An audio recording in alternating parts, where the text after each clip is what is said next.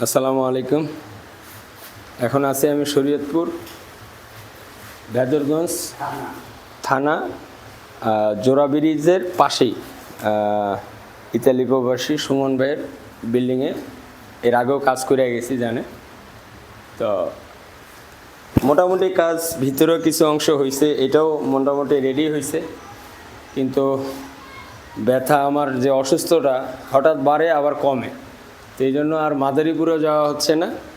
এখন আমি আমার বাসায় যাচ্ছি, যা আগে চিকিৎসা করতে হবে, কারণ নিজের জীবনটা আগে।